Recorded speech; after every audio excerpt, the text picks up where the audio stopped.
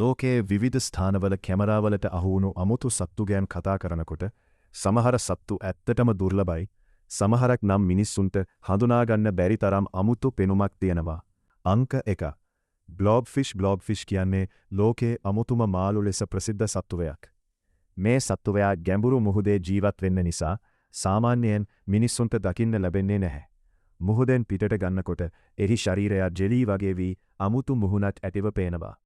විශේෂත්වයා ගැඹුරු මුහුදේ ජීවත් වෙනවා, ඇටකටු අඩුයි, පීඩනය වෙනස් වුණාම පෙනුම වෙනස් වෙනවා. අංක 2.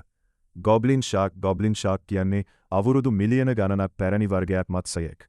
දිගු නාසය සහ ඉදිරියට එන දත් නිසා මේ සත්තුවයා බොහෝ දෙනාට භයානකයි වගේ පේනවා.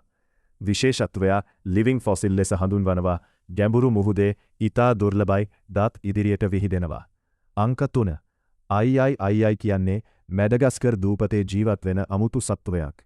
දිග ඇඟිලි සහ විශාල ඇස් නිසා මෙයා ගොඩක් අමුතු පෙනෙනවා. රෑට ආහාර සෙවීමට ගස්වලට තත්තු. විශේෂත්වය දිග මැද ඇඟිල්ලක් තියෙනවා, රෑට පමණක් වැඩිපුර ක්‍රියාකාරී ලෙමර් වර්ගයට අයිතිය. අංක 4. ඔකාපි එක ζෙබ්‍රා සහ ජිරාෆ් එකක් එකතු කළා වගේ පේන සත්වයක්.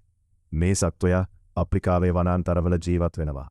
විශේෂත්වය ζෙබ්‍රා වගේ ඉරි තියෙනවා, ජිරාෆ් පවුලට අයිතිය. ඉතා ලැජ්ජාශීලී සත්වයක්.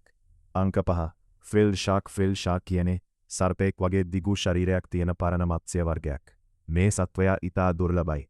විශේෂත්වය සර්පෙක් වගේ ශරීරය පරණ ෂාක් වර්ගයක් ගැඹුරු මුහුදේ ජීවත් වෙනවා.